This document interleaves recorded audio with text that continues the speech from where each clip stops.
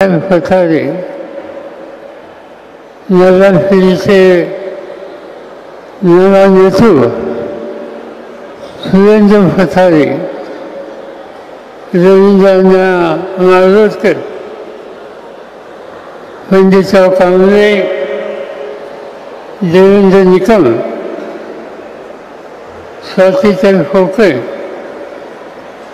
आशिष माने,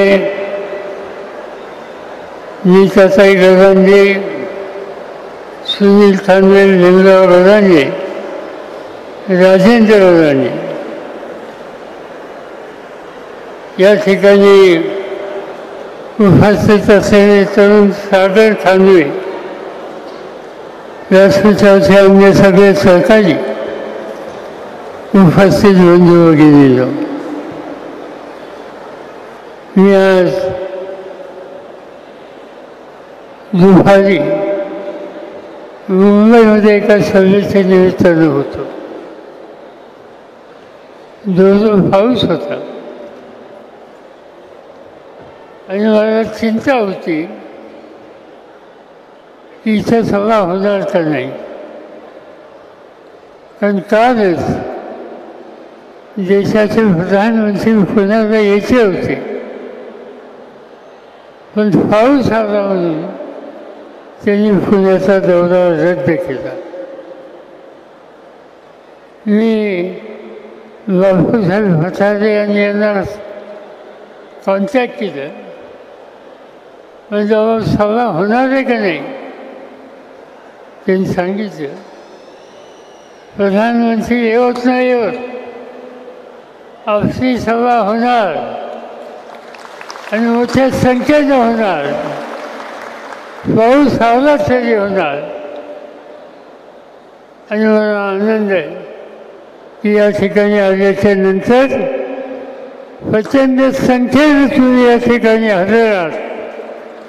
हे पाहिल्याच्या नंतर तुम्हा सगळ्यांचं अभिनंदन करणं माझं कर्तव्य होतं.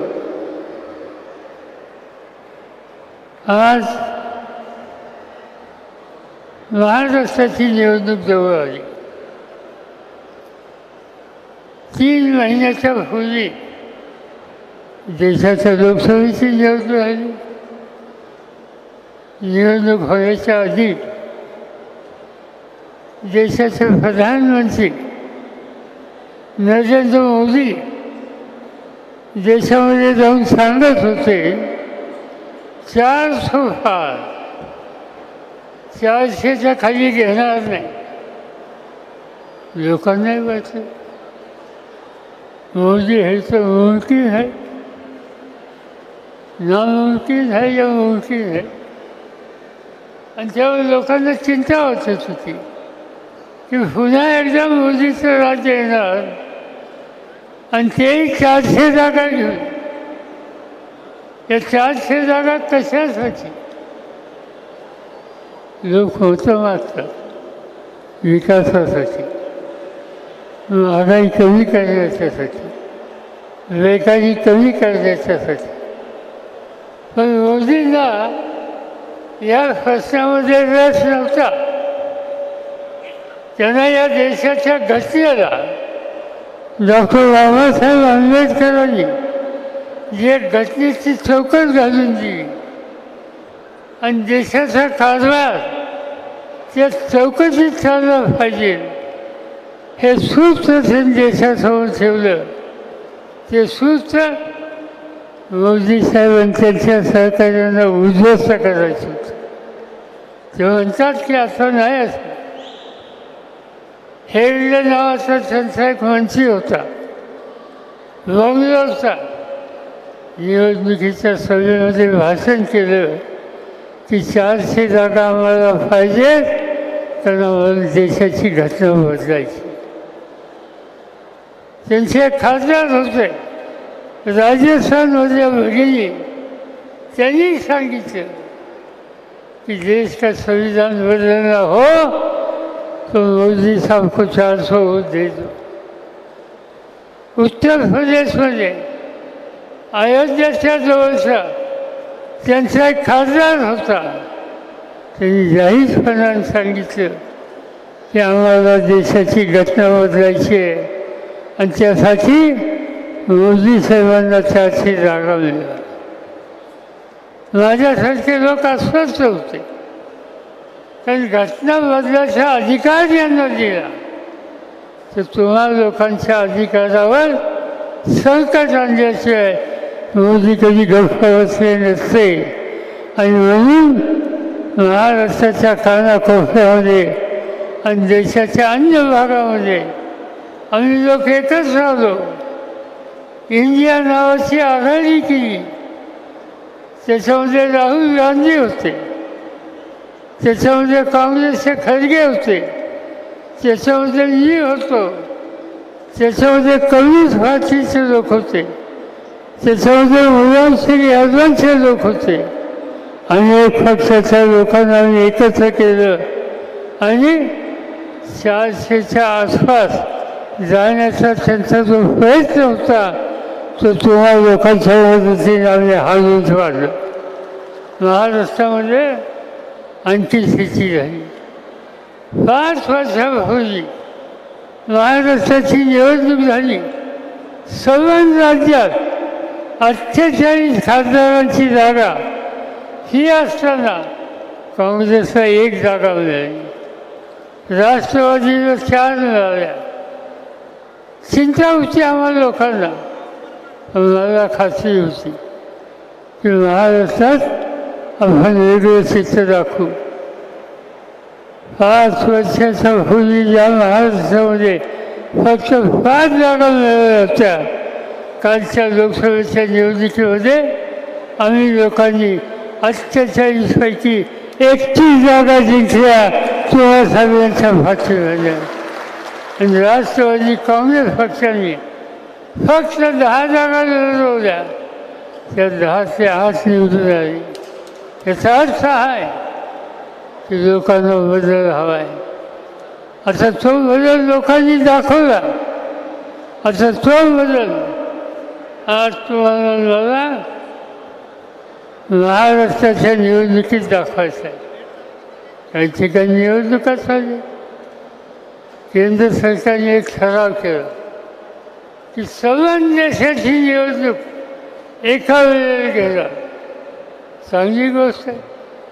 विधानसभा असो, लोकसभा असो, महाराष्ट्र असो, कर्नाटक असो, उत्तर प्रदेश असो, जम्मू काश्मीर असो, केरळ असो, आंध्र असो, या सगळ्यांची निवडणूक एकाच दिवशी एका वेळेला घेण्याचा निर्धार केंद्र सरकारने केला. ठराव केला. मंत्रिमंडळाचा निर्णय झाला. आणि काल निवडणुका जाहीर झाल्याच्या नंतर सांगितलं काय? सांगितलं काश्मीर हरियाणा वेगळा, महाराष्ट्र वेगळा. एकाच वेळेला सगळ्या निवडणुका घ्यायचं धोरण जाहीर केलं. मग काय या ठिकाणी वेगळी भूमिका घेतात? त्याचं खर्च कारण असं आहे की लोकांना फसवाफसवीचं राजकारण आजचे दादे कसे करतायत. आज मोदी साहेब ठिकठिकाणी जातात. काल ते होते हरियाणामध्ये, त्याच्या आधी होते जम्मूमध्ये. आणि भाषण काय केलं तिथं? देशाच्या हिताची जपणूक करणं ही भूमिका सांगितली असती तर मी म्हणलं असतं की ठीक आहे, लेखावीचा प्रश्न कसा सोडवणार हे त्यांनी सांगितलं असतं तर आम्ही कौतुक केलं असतं. महागाईचा डोंगर महागाई कशी कमी करणार हे सांगितलं असतं तर आम्ही कौतुक केलं असतं. कायदा आणि सुव्यवस्था कशी ठेवणार हे सांगितलं असतं तर आम्ही त्यांचं कौतुक केलं असतं. पण सांगितलं काय? सांगितलं की या देशामध्ये 3 फेऱ्या राज्य करता आहेत, त्या 3 फेऱ्या घालवल्या पाहिजे. कोणत्या 3 फेऱ्या? जवाहरलाल नेहरू, इंदिरा गांधी, राजीव गांधी आणि आजच्या काळामध्ये विरोधी पक्ष नेते राहुल गांधी. या लोकांचं योगदान नाही देशात. स्वातंत्र्याच्या आधी आयुष्याचे 11-12 वर्ष जवाहरलाल नेहरू तुरुंगात होते. शेजारच्या अहमदनगर जिल्ह्यामध्ये अहमदनगरला किल्ला आहे. 8 ऑगस्ट 1942ला काँग्रेसचं अधिवेशन मुंबईमध्ये होतं. महात्मा गांधींनी चले जाऊचा नारा दिला. गांधींना पकडलं, आगा खान पॅलेस आणून इथं ठेवलं. जवाहरलाल नेहरूंना पकडलं, शेजारच्या अहमदनगरच्या किल्ल्यामध्ये ठेवलं. मौलाना अब्दुल कलाम आझादला पकडलं, त्यांना अहमदनगरला ठेवलं. अनेक राष्ट्रीय नेत्यांना त्या ठिकाणी ठेवलं. आपल्या आयुष्याची 14 वर्ष जवाहरलाल नेहरू तुरुंगात होते. कशासाठी? हा देश स्वतंत्र करण्यासाठी. 1947 साली देश स्वतंत्र झाला. त्यांनी हा देश लोकशाहीच्या पद्धतीने चालेल अशा प्रकारची कारवाई केली आणि समन जगाच्या समोर एक आदर्श ठेवला. जी व्यक्ती 12 वर्ष तुरुंगात राहते, देशाला स्वातंत्र्य मिळायला खस्ता खाते आणि स्वातंत्र्याचा अर्थ लोकांच्या जीवनात येईल यासाठी 15 ऑगस्टच्या नंतर प्रयत्नाची फळं करते. त्यांच्यावर टीका करता, इंदिरा गांधींच्या टीका. काय केलं नाही इंदिरा गांधींनी? पाकिस्ताननी मस्ती करण्याचा प्रयत्न केला. इंदिरा गांधींनी राज्य हातात होतं देशाचं. एक भगिनी तिने सांगितलं सगळ्या जगाला, भारत सगळ्यांची दोस्ती इच्छितो, पण आमच्या वाट्याला कोणी गेलं तर त्यांना धडा शिकवल्याशिवाय राहणार नाही. पाकिस्तानला हा भरोसा नव्हता. त्यांनी मस्ती केली. इंदिरा गांधींनी लष्कराला सूचना दिल्या आणि एका पाकिस्तानचे 2 देश केले. बांगलादेश वेगळा, पाकिस्तान वेगळा. आणि या देशाची ताकद काय ही दुनियाला दाखवली. हे इंदिरा गांधींचं कर्तृत्व होतं. गरिबांच्या हिताच्यासाठी या भगिनी आयुष्यभर जगल्या. संघर्ष झाला, त्यांना गोळ्या घातल्या, प्राण दिले देशासाठी. आणि नरेंद्र मोदी म्हणतात यांनी काय केलं. राजीव गांधी तिसरी पिढी आधुनिकतेचा विचार त्यांनी मांडला. विज्ञानाचा पुरस्कार केला. हा देश जगाचा शक्तिशाली देश कसा होईल याची काळजी केली. त्यांचा हल्ला झाला. तामिळनाडूमध्ये त्यांची हत्या करण्यात आली. किती त्याग करायचं. एका घरामध्ये नेहरू 14 वर्ष तुरुंगात, इंदिरा गांधी हत्या, राजीव गांधी हत्या. ज्या कुटुंबामध्ये 3 पिढ्या देशासाठी देतात अशा लोकांच्यावर नरेंद्र मोदी टीका करतात. त्यांना वाचलं पाहिजे. ही साधी सुधी माणसं नव्हती. त्यांनी देशासाठी सगळं केलं.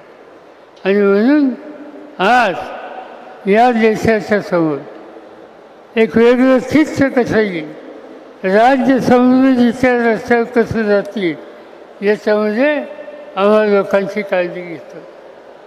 महाराष्ट्राचा चेहरा आम्हाला बदलायचा आहे. आत्ता शिंदेसाहेबांचं राज्य, त्याच्या आधी देवेंद्र फडणवीसांचं राज्य होतं. काय केलं यांच्या राज्याची? मी स्वतः तुम्हाला लोकांच्या भाषी नेलं. 4 वेळेस राज्याचा मुख्यमंत्री होतो. आमचे अनेक सरकारी मंत्रिमंडळात होते. सत्तेचा वापर राज्याचा चेहरा बदलायला करायचा असतो हे आम्ही दाखवले. एकेकाळी मी ज्यावेळी लोकसभेला उभा होतो, बारामती लोकसभा मतदारसंघातून, त्यावेळेला हा भाग माझ्या मतदारसंघात होता. 4 वेळेला लोकसभेला तुम्ही लोकांनी मला निवडून दिलं. देशाचं संरक्षण होण्याची जबाबदारी माझ्यावर सोपवली. देशाचं अन्न शेती याची जबाबदारी माझ्यावर सोपवली. ज्या देशामध्ये परदेशातून धान्य आणावं लागत होतं, आज जगातल्या 18 देशांना धान्य देण्याची ताकद या देशातल्या शेतकऱ्यांनी केली आणि त्या काळाची जबाबदारी आम्हा लोकांच्या जवळ होती. हा देश आम्ही बदलला. आज तुम्ही काय बघतो, त्यावेळीची खराली आणि आजची खराली जमीन आसमानाचा फरक आहे. आज इथं वेगळंच येतं आहे. आम्ही लोकांनी एक काम केलं, छोटे कारखाने कसे वाढवायचे, IT इंडस्ट्री कशी वाढवायची. यशवंतराव चव्हाण महाराष्ट्राचे मुख्यमंत्री होते, त्या पिंपरी चिंचवडला MIDC काढली.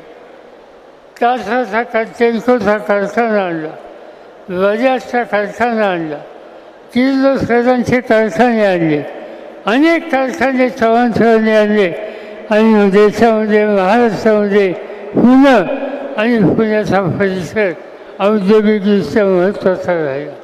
हजारो लोकांना काम दिलं. माझ्याकडे महाराष्ट्राची सूच आली. आम्ही वेगळ्या दिशेला महाराष्ट्राला न्यायचा प्रयत्न केला.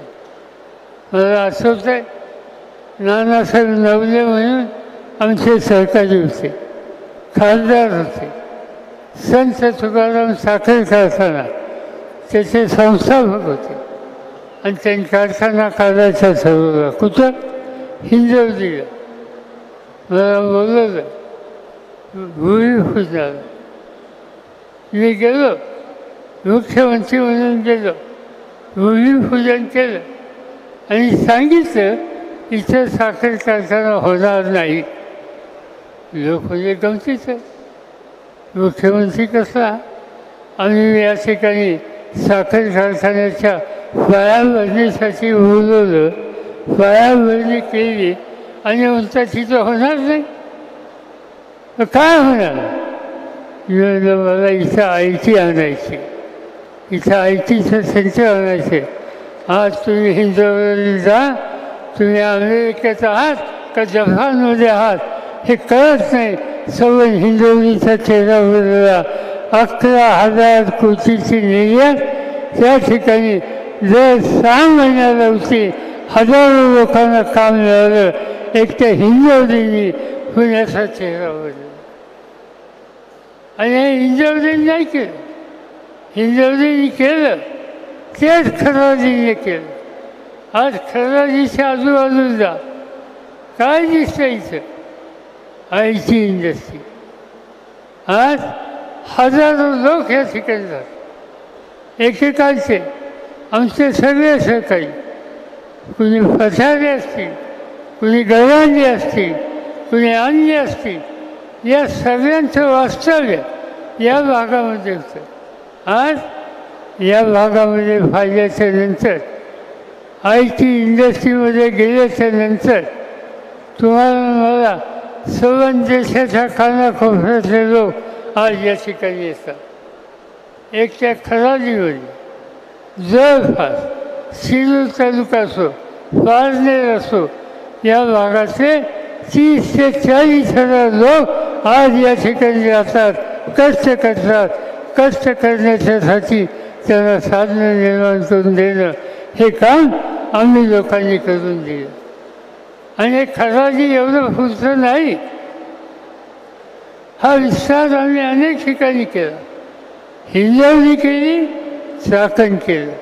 आज तुम्ही चाकणला जाऊन या, चाकणचा चेहरा बदलला.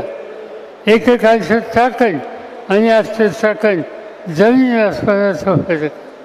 रांजणगाव बघा, एक दिवशी मी नगरवरून येत होतो. बापूसाहेब छिचे म्हणून आमचे सरकारी होते, हयात नाही त्याचा, माझ्या गाडीच होते. रांजणगावला रस्त्याची जमीन खाली, मी गाडी थांबवली. बापूसाहेबांना विचारलं ही जमीन कोणाची आहे? त्यांनी सांगितलं अमुक लोकांचे. काय फिकर घेतात? म्हणजे पाण्याचा बंदोबस्त नाही, फिकर काही घेत नाही. पुण्याला आलो आणि कलेक्टरला सांगितलं, रांजणगावची जमीन ताब्यात घ्या, इथं आपण उद्योग करू. लोकांची बैठक घेतली. रांजणगावच्या लोकांना विचारलं, जमिनीची किंमत तुम्हाला काय पाहिजे? त्यांनी सांगितलं 5,000 रुपये एकर ही किंमत आम्हाला पाहिजे. मी कलेक्टरला सांगितलं 10,000 द्या. यांची जमीन 10,000 घ्या, ते 5 म्हणताय 10 द्या, इथं मला उद्योग करायचा आहे. आज तुम्ही रांजणगावला गेला, गणपतीचं दर्शन होतं, तसं जगातले चांगले उद्योग आज रांजणगावला आले. औद्योगिक क्षेत्र झालं. हिंजवडी, चाकण, रांजणवली, खराडी, वेगवान, बारामती, इंदापूर, जेजुरी, शिरवळ, सगळीकडे उद्योग, सगळीकडे हाताला काम. हा चेहरा बदलला कुणी? आम्ही लोकांनी बदलला. तुम्ही सत्ता दिली, त्या सत्तेचा वापर केला आणि हा बदल केला. आज ज्यांच्या हातात सत्ता आहे त्यांनी काय केलं पुण्यामध्ये? मी देशाच्या कामामध्ये दिल्लीत जातो, पार्लमेंटच्या सभासद म्हणून दिल्लीत जातो, महाराष्ट्राची वसाहत मागून घेतो, टी व्ही लावतो, काय बघायला मिळतं? पुण्याची चौकशी केली तर लोक सांगतात पुण्याचं वैशिष्ट्य काय? कोळसा गँग. आणि कोळसा गँग विद्येचं माहेरघर हे पुणं, तेलकोसारखा कारखाना हे पुणं, बजाजाचोसारखा कारखाना हे पुण्याचं वैशिष्ट्य, किर्लोस्करांचे कारखाने हे पुण्याचं वैशिष्ट्य. आणि आजच्या राज्यकर्त्यांनी पुण्याचं वैशिष्ट्य काय केलं? कोळसा गँग. आत्ता भाषणामध्ये कोण सांगितलं? ड्रग्ज. अलीकडच्या काळामध्ये नवी पिढी काय खातात मला माहिती नाही. कशाचे गोळे असतात, त्या गोळ्या किंवा ड्रग खाल्लं की एकदम चंद्रावर जातो. आणि ते चंद्रावर जाण्याचा उद्योग आज पुण्याच्या भागामध्ये व्हायला लागला आहे. आजचे राज्यकर्ते कोळसा गँग असो, ड्रग्जचा व्यवहार असो, याचा विस्तार पुणे आणि पुण्याच्या आजूबाजूला करतायत. यामुळं पुणं आणि पुण्याची नवी पिढी ही उद्ध्वस्त होणार या प्रकारचं चित्र या ठिकाणी दिसतं. आज हा प्रकार दिवसेंदिवस वाचतोय. मध्यंतरी वाचतं एक आमदारच होईल अशा कामामध्ये वेगळ्या पद्धतीने लोकांना मदत करतात. आता मी येताना बघितलं, मोठे बोलत होते, आमचा आमदार दमदार आमदार. वा, काय दमदार आहे? चौकशी केली म्हणजे हा आमदार दमदार आहे काय? भानगड काय? नाव काय त्याचं? तिंगरे. अरे बाबा, तू सांगतो तू कुणाच्या तिकीटावर निवडून आला? त्यावेळेला तुझ्या पक्षाचा नेता कोण होता? त्यावेळेला हा पक्ष कुणी काढला? राष्ट्रवादी काँग्रेस पक्षाची स्थापना ही कुणी केली? समज हिंदुस्थानला माहिती आहे. त्या पक्षाच्या वतीनं तुला संधी दिली, काम करावची अपेक्षा केली, तू सोडून गेला, ठीक आहे. तुझा काय बंदोबस्त करायचा हे लोक करतील, त्याची चिंता त्या ठिकाणी नाही. पण निदान चुकीच्या गोष्टीला फाशीवर देऊ नको. प्रचंड मोठा अपघात झाला. कोण काही तरुण मुलं एका इन्फोटेर गाडीतलं चालली काय आणि समोरून स्कूटरवर दोन तरुण मुलगा आणि मुलगी जात असताना त्यांना उडवलं काय? जागच्या जागेवर त्यांची हत्या काय होते? उद्ध्वस्त होता. आणि अशा वेळेला जे जखमी झाले त्यांना मदत करायच्याऐवजी हा जीवचा आमदार पोलीस स्टेशनला जातो आणि संरक्षण लवकर याच्यासाठी मतं मागितली होती. मतं मागितली ती राष्ट्रवादीच्या नावाने मागितली. मतं मागितली शरद पवारच्या नावाने या ठिकाणी मतं मागितली आणि लोकांनी श्रद्धेने मतदान केलं.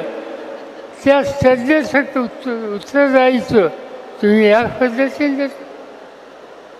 ज्या लोकांना आणि ज्या कुटुंबाच्या लोकांना सत्याचा मार चालला, चुकीच्या गोष्टी तरुण पिढी करते, ड्रग्सच्या आहारी जातात, 100-200 लोकांनी गाड्या चालवतात, तरुणांना उद्ध्वस्त करतात, अशा लोकांच्या फाशीची तुम्ही वेळ असा हा आमदार दमदार म्हणायचा. शरम वाचली पाहिजे. लोकांचा प्रतिनिधी, सामान्य माणसाचं जीवन उद्ध्वस्त करणारे जे कुणी असतील त्यांच्या मदतीला जातो असेल तर अशा लोकांच्या संबंधी काय निकाल घ्यायचा हे बघितलं पाहिजे. माझ्या वाचण्यामध्ये आलं पुण्याचा पोलीस आयुक्तांनी जाहीरपणाने प्रेसमध्ये सांगितलं की या ठिकाणी अगरवाल यांना मदत करण्यासाठी अनेकांनी प्रत्यक्ष अप्रत्यक्षपणानं मदत केली, त्यांच्याबद्दलची कारवाई केली जाईल. आणि त्याच्यामध्ये सांगत असताना सांगितलं की आमदार चिंगरे यांचा प्रत्यक्ष आणि अप्रत्यक्ष संबंध असल्याचं या ठिकाणी फायमाफेशी दिसत आहे. पोलीस अधिकारी सांगतो, पुण्याचा पोलीस प्रमुख सांगतो, हा आमदार दमदार या पद्धतीनं या चुकीच्या लोकांना खतपाणी घालतो, त्यांना मदत करतो. अशा लोकांनी तुमच्या पुन्हा येऊन मतं मागण्याची भूमिका घेतो. एक पक्ष सोडला, लोकांना दिलेला शब्द मोडला, ज्या पक्षाचं निशाण वापरून तुम्ही आलात, आज पक्ष घेऊन पळून गेला. म्हणजे गमतीचे लोक फराळीच्या फराळी, पक्ष घेऊन फराळी, खून घेऊन फराळी, आणि आता पुन्हा एकदा तुमचं पुढं मतं मागण्यासाठी येत आहे. मी तुम्हाला एवढं सांगितलं, आम्ही लोकांनी ठरवलं आणि आम्ही म्हणजे मी स्वतः राष्ट्रवादी काँग्रेस पक्ष शरद पवार, दुसरं उद्धव ठाकरेंच्या नेतृत्वाखालची शिवसेना आणि तिसरं काँग्रेस पक्ष, नाना पटोले यांच्या नेतृत्वाचा काँग्रेस पक्ष. या तिन्ही पक्षाचे लोक एकत्र आले. महाराष्ट्र विकास आघाडीची स्थापना केली. त्या महाराष्ट्र विकास आघाडीच्या रूपानं मतं मागायला आम्ही गेलो. काल 3 महिन्याच्या पूर्वी झालेल्या लोकसभेच्या निवडणुकीमध्ये 31 आमदार खासदार निवडून आणले आणि देशामध्ये एक मताचा विक्रम केला. आम्ही लोक एकत्र आलो तर काय होऊ शकतं हे चित्र या ठिकाणी दिसतं. आणि हे यश तुम्ही लोकांनी दिलं.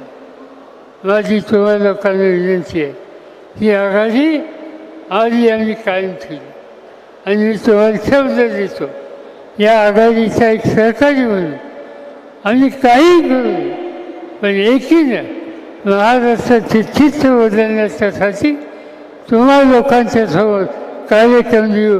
समाजाचे जे प्रश्न असतील, मग ते बेकारीचे असतील, महागाईचे असतील, अन्य असतील, त्या सगळ्या प्रश्नाच्याकडे बारकाईने लक्ष देऊया. आज हे सांगतात जाईल त्या ठिकाणी लेक माझी लाडकी, ठीक आहे, मुलगी लाडकी असते, मी मुलीचा बाप आहे, माझी मुलगी लाडकी असली तर त्याच्यात काही चुकीचं नाही आणि ती कशी काम करते. 4 वेळेस तुम्ही लोकसभेला निवडून दिलं आणि म्हणून कोणी लेक लाडकी म्हणत असेल त्याला आमचा विरोध नाही. पण तिला तुम्ही पैसे देणार. माझं म्हणणं स्वच्छ आहे, जी काय मदत करायची ती करा, लोकांना जी काय मदत घ्यायची ती घ्या. पण आज गरज कशाची आहे? आज गरज या मुलींना संरक्षण देण्याच्या संदर्भात. बदलापूरला प्रकार झाला, त्या ठिकाणी लहान मुलींच्या अत्याचार होतात. मुलींच्या अत्याचार बदलापूरला होतात. तुम्ही रोजच्या वर्षात फरसा काढला, रोजच्या वर्षात फरसामध्ये कुठं ना कुठे मुलींच्यावर अत्याचार होतो या बातम्या येतात. जे मुलींना संरक्षण देऊ शकत नाही, त्यांचे अत्याचार थांबवू शकत नाही,